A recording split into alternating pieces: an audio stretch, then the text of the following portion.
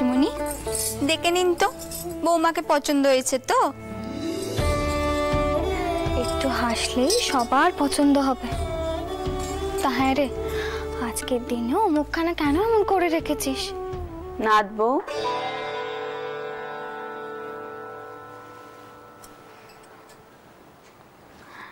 কি রে, নেদমার ওপর বুঝি এখনো মান করে আছিস? তোর এখনো মনে হচ্ছে তাই না নেদমা কেন তোর বাদ কাপড়ের অনুষ্ঠান কানা পিছিয়ে দিল? এটাই ভাবছিস তো? থাক বাচ্চা থাক, আর পেন নাম করতে হবে না।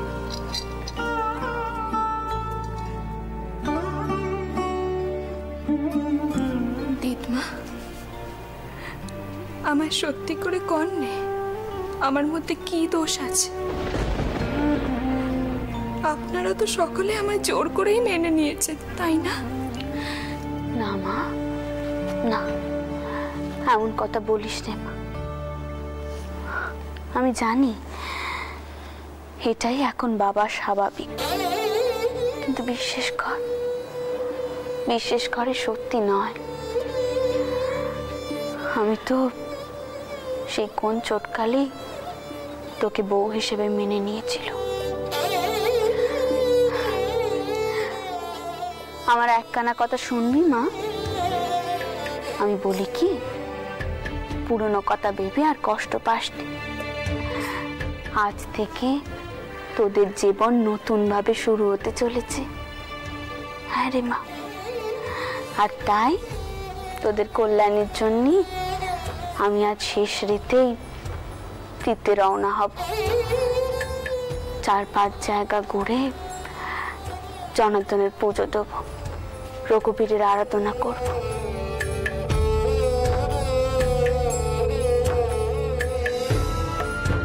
তোরা দেখিস তোদের জীবনে আর কোনো সমস্যা হবে না।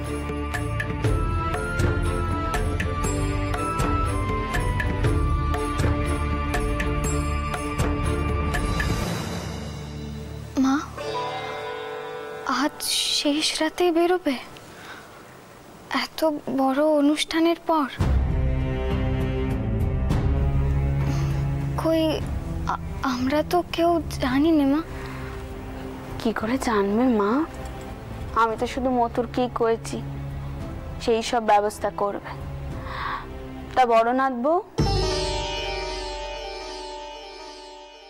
তো শাওরিমা কোথায়? হ্যাঁ, তাকে ডাক দে, বল বউকে তো এবার নিয়ে যেতে হবে, অতিথিদের আপ্যায়ন করতে হবে। আমি বড় ক্লান্ত। যা ডাক দে তোর শাওরিমাকে, বল আমি ডাকছি।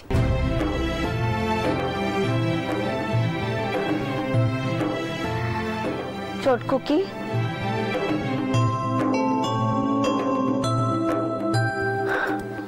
আমি আজ থেকে আশা আর যদুর বার তোর ওপরে দিলুম, কেমন?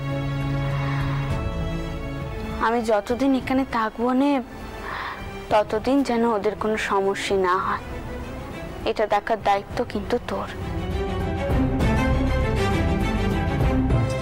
মা, মা তোমাকে কেন এত অস্থির দেখাচ্ছে কইবে? তুমি কেন এত চিন্তা করছো কও দেখি? মা, এবার কিন্তু তোমার শরীরটাই খারাপ হবে। চটকুকি, আমি আমার জেলেদের কথা ভাবছি। যে মান্যিগুণী মানুষটা এলেন, তেনারা তো কেউই জল করো ওঠানো নিয়ে মাথা গামাতেই চাইলেন না।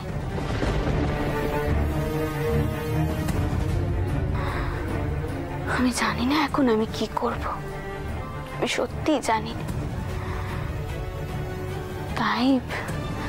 তাই আমার মনটা বড় অস্থির হয়ে আছে।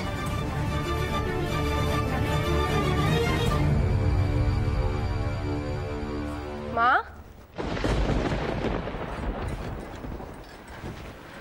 আমাকে ডেকেছিলে? হ্যাঁ পদ্ম, আমি ডেকেছি, যাও এবার বউকে নিয়ে যাও। দোলবাড়ি, দত্তবাড়ি, বিশ্বেষ বাড়ির গিন্নিরা সব এসেছেন, তেনারা ওখানে বসেছেন। যাও বউকে নিয়ে যাও তেনাদের সম্মুখে। আর শোনো, আমি ঘরে গেলাম বুঝলে, আজ রেতি তো আবার আমাকে তীর্থে রওনা দিতে হবে, যদু আর আশার কল্যাণের জন্য পুজো দিতে। সরোজও যাবে আমার সাথে, সে পথে আমার সাথে নৌকোয় উঠবে। এ কি কথা কইছো মা? এত সব সিদ্ধান্ত নেওয়া হয়ে গেল, আমরা কিছু জানতেও পারলাম না।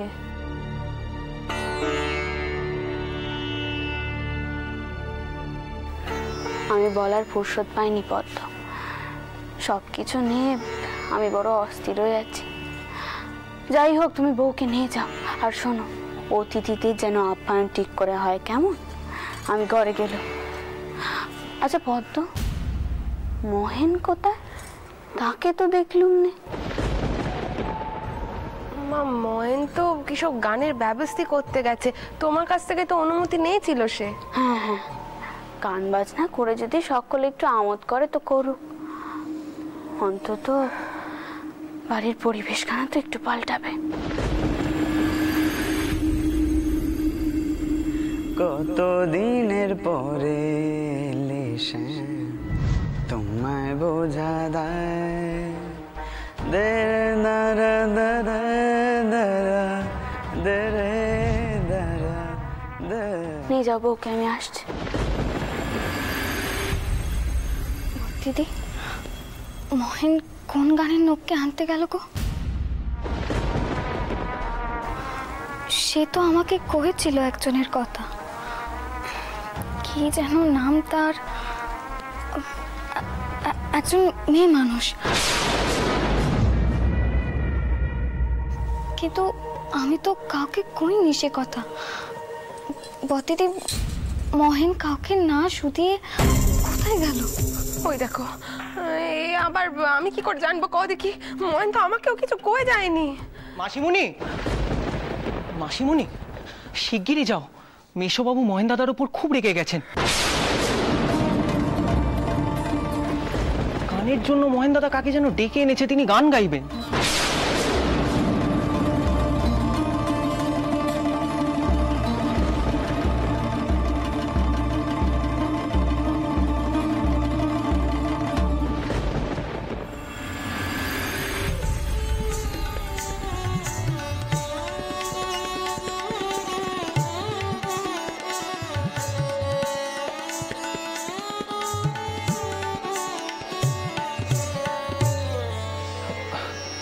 বৌঠান, আপনি এখানে এলেন কেন? আপনি ঘরে গিয়ে বসুন, আমি আমি এই দিকটা সামলে নিচ্ছি। আচ্ছা ঠাকুরপো, আমাকে একটা কথা কইতে পারো? তোমার দাদা কি আমাকে বিয়ে করেছে শুধু অপমান করার জন্যই? এই সংসারে সকলের সামনে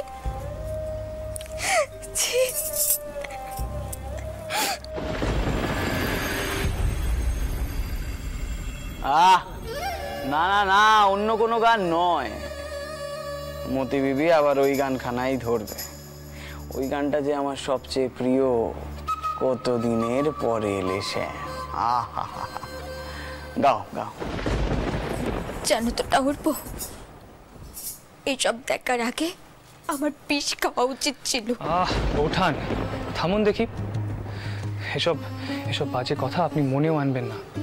কি বলছেন আপনি, তার কোনো ঠিক নেই। আর আর মহেন দাদার তো বরাবরই গান বাজনা শোনার শখ। আর তাছাড়া মতিবাইকে আজকাল সমস্ত সম্ভ্রান্ত বাড়ির জলসাতেই বায়না করা হয়। বৌঠান, বৌঠান আপনি এখন ঘরে যান, আমি বাকিটা সামলে নেব। বৌঠান, আমি বলছি তো আপনাকে, আমি বাকিটা সামলে নেব। আপনি ঘরে যান বৌঠান।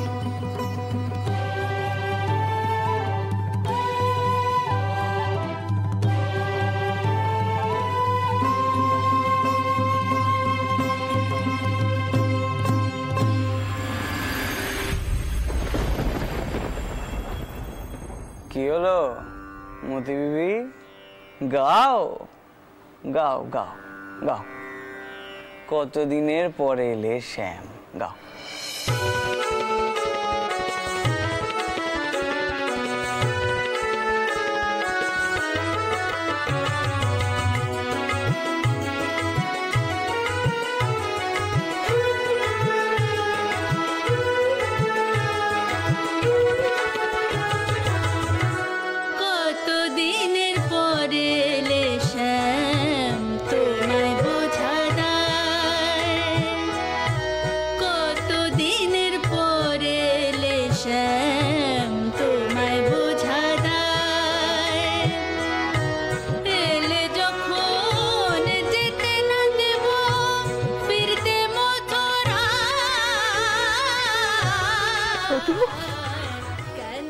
তোর ময়ন দাদা এই কি কান্ডি করে বসলো রে? হ্যাঁ, তুই কিছু কইতে পারলি না, বারণ করতে পারলি না তোর দাদাকে? এবার আমি মাকে কি কইব কি? আমি তো বুঝতে পারিনি যে ময়ন সত্যি সত্যি এভাবে মতিবাইকে বাড়িতে এনে তুলবে। আমি আর পাচ্ছি না বাপু, আমি আর পাচ্ছি না। আমি তো দাদাকে আর সামাল দিতে পারছি না। তুই কিছু কর বাপ, তাহলে বাট।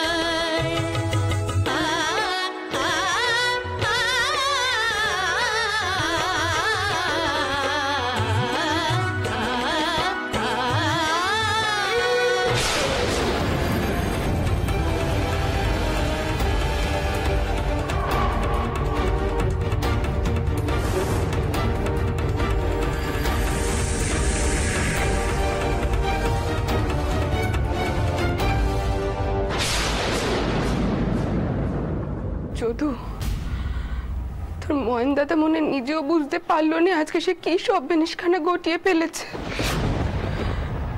মা তো এবার একটা অনর্থ করবেন, আর সমস্ত দোষ এসে পড়বে আমার উপরে। তোর মেশো বাবু কইবেন যে আমি আমার বাচ্চাকে মানুষ করতে পারিনি।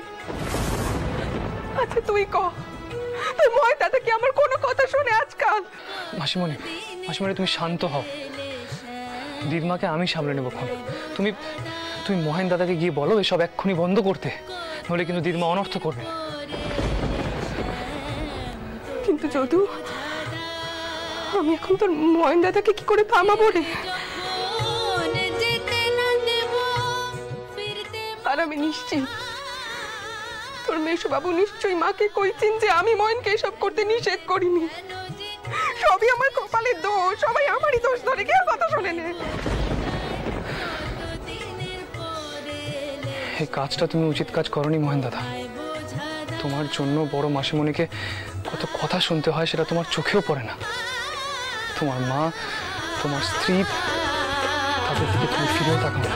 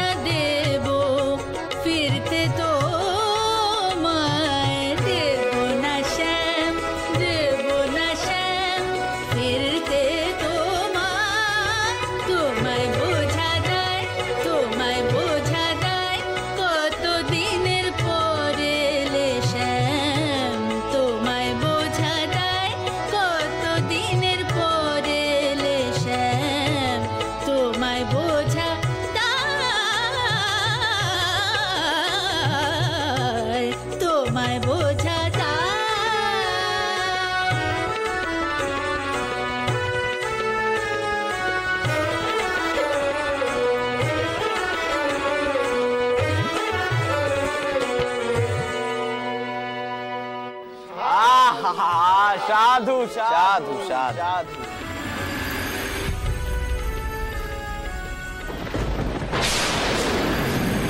আমি আপনার কাছে ক্ষমা চাইছি মা। আমি পদ্মকে বলেছিলাম মহেন্দ্রকে নিষেধ করতে, কিন্তু সে তো মহেন্দ্রের ব্যাপারে চিরকালই অন্ধ। মতুর, নিশ্চয়ই এই কারণে সেরেস্তা থেকে টাকাও বরাদ্দ করা হয়েছে। নিশ্চয়ই তাই করা হয়েছে, তবে মা আমি এখন হিসেবপত্র দেখিনি, তাই এখনই সঠিক বলতে পারছি না। কেউ আমাকে কিছুটি কবার প্রয়োজন বোধ করলো না। অন্তত সরকার মশাই তো কিছু কইতে পারতেন। মা আপনি তো অনুমতি দিয়েছিলেন মহেন্দ্রকে, তাই তো শুনলাম। তাই সরকার মশাই আর প্রশ্ন করেননি? না মথুর,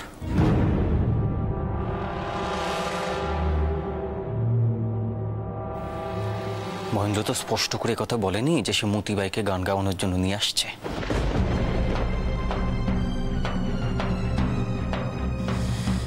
আমি তো নিজেই শুনেছিলাম যখন মহেন্দ্র জগদম্বার কাছে আবদার করছিল।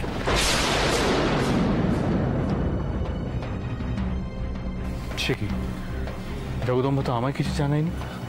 ছোট শালি কি করে জানবে? সে কি জানে যে কে আসছে, কে গান গাইছে? এই যে মহেন্দ্র তোমাকে জানিয়েছিল যে সে মতিবাই বলে কোনো গায়িকাকে যদুর বউ হাতে নিয়ে আসছে? হ্যাঁ, কয়েছিল মহেন, কয়েছিল আপনার অনুমতি নিতে, কিন্তু কি আশ্চর্য, তুমি তুমি এই কথা আমাকে জানালে না? কখন কইব আমি ভুলে গেছিলাম। এদিকে আশা আর যদুকে নিয়ে যে কাণ্ডি হচ্ছিল। তাছাড়া সত্যি কথা কইতে, যে গান করে তার নাম কানা আমার মনে ছিল। মথুর, ছোট শালিকে এখন একথা বলে কি হবে বলো তো? ছোট শালি কি করবে? উত্তর দিতে হবে পদ্মকে। আমি বরাবর পদ্মকে বলে আসছি মহেন্দ্র সেই ছোটবেলা থেকে ওকে শাসন করো, ওকে শাসন করো। আজ অব্দি আমার কোনো কথাও কানে তুললো না। তারই ফল আজ দেখা যাচ্ছে মথুরে, তারই ফল। দিদমা,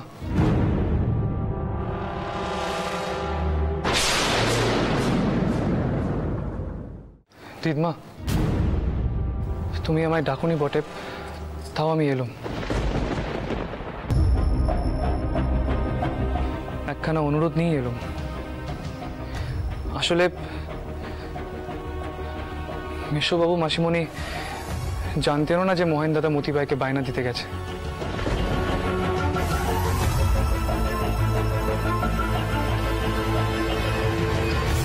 সত্যি বলতে গেলে ইদানিং প্রায় সব বাড়ি থেকেই তাকে বায়না দিয়ে নিয়ে যাওয়া হয়, আর মহেন দাদা ঠিক সেটা ভেবেই তাকে বায়না দিয়েছিল। পুরো ব্যাপারটাই মহেন দাদা না বুঝে করেছে দিদমা, তাই পারলে মহেন দাদাকে মাফ করে দিও। আর আমরাও জানতুম যে মহেন দাদা মতিবাইকেই আনতে চায়, কিন্তু বুঝতে পারিনি যে সে তাকে হঠাৎ করে নিয়ে আসবে।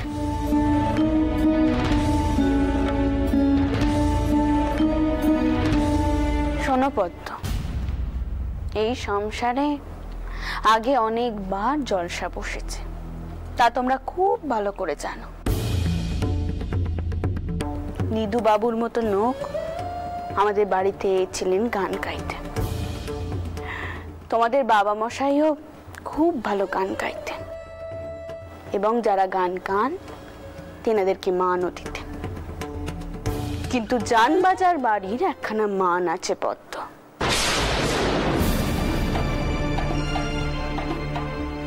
এই বাড়ির একখানা ধরন ধারণ আছে। সব রকম গান এই বাড়িতে হয়নি। ময়ন হয়তো সত্যি এবার কিচ্ছুটি বোঝেনি, তাই এবারের মতো আমি তাকে কিছু কইব না। কিন্তু এই কথা পরের বার যেন আর আমার কানে না আসে যে আমাদের বাড়িতে এমন ধারা অনার সৃষ্টি কাণ্ডি ঘটেছে। কথাটা যেন মাথায় থাকে।